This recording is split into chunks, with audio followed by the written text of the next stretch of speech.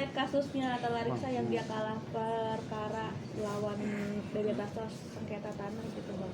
Kan ada 2 kepemilikan tanah dalam hal ini gitu. Sebenarnya gimana sih bang? Jadi begini, kalau zaman dulu di wilayah mana nih?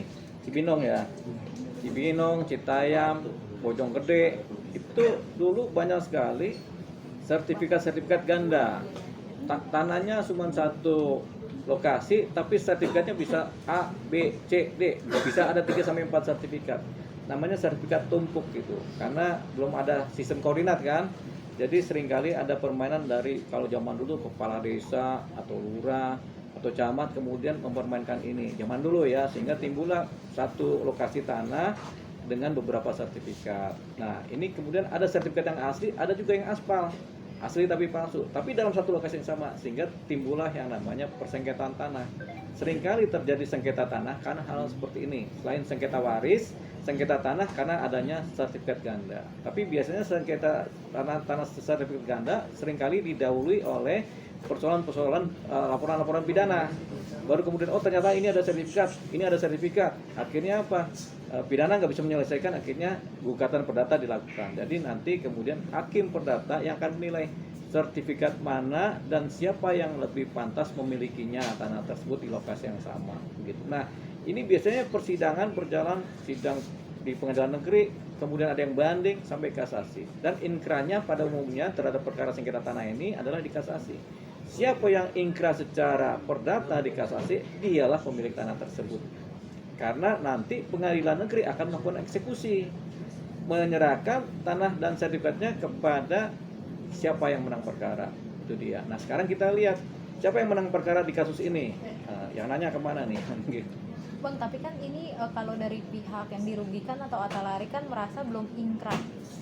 Tapi sedangkan pihak pengadilan tuh sudah melakukan eksekusi itu sendiri. Berarti kan udah ingkrah atau gimana sih Bang? Ya, ketika sudah ada eksekusi real yang dilakukan oleh pengadilan negeri, itu namanya sudah inkrah, karena pengadilan negeri tidak akan mengeksekusi kalau belum inkrah.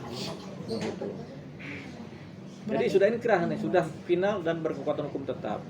Entah di pengadilan negeri inkrahnya, entah di pengadilan tinggi, entah di kasasi. Kan? Walaupun kayak gitu, walaupun dinyatakan belum, walaupun yang Atta Larissa keluar dia belum inkrah, belum menerima, itu tetap kekuatan hukumnya tetap kekuatan dari pengadilan ya? Ya, ketika ada eksekusi real itu berarti sudah inkrah, sudah final. Gitu. Mungkin Bang Asep namanya? Atta Larissa ini belum ngerti kali. Gitu. Jadi kalau kemudian ada eksekusi tapi belum inkrah, ini yang salah pengadilan, kesalahan fatal. Tapi pengadilan biasanya nggak bikin kesalahan seperti itu. Jadi kemungkinan besar memang sudah inkrah, sudah final dan sudah berkekuatan hukum tetap sehingga sudah dieksekusi. Begitu.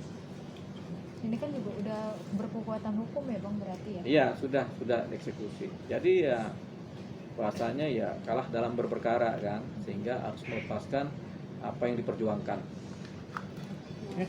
Bang, apa penyebabnya apa sih Bang yang bisa banyak tuh, mungkin masyarakat lain juga di luar sana banyak tuh sertifikat ganda itu Bang? Zaman dulu itu seringkali permainan para oknum. Centeng ikut main, lurah ikut main zaman dulu. Dulu aja kita pernah nanganin di daerah Bojonggede itu satu tanah 2000 meter, di sertifikatnya ada 7. Timpa-timpaan. Kita nyerah aja deh karena yang dibuat banyak kan, 7 kelompok kan. Ini karena dulu sertifikat masih basah, masih bodoh, masih kosong ini banyak dipegang kepala desa. Jadi tinggal diisi aja. Apalagi belum ada Notaris ya Bang? Belum ada koordinat. Zaman dulu kan belum ada koordinat, cuma masih gambar-gambar aja. Jadi ya seringkali permainan dari oknum-oknum zaman dulu. Kalau sekarang sih oknumnya udah banyak yang meninggal, jadi udah nggak ada lagi. Jadi kalau kayak gini yang disalahkan tuh siapa ya Bang? Yang disalahkan ya oknum tadi. Makanya ada laporan-laporan pidana kan. Pelakunya bisa oknum BPN, bisa oknum lurah, bisa oknum sekdes, sekretaris lurah, bisa. Jadi zaman dulu begitu. Makanya kemudian sekarang dibikinlah sistem di mana setiap tanah itu ada koordinatnya dan ada sertifikatnya.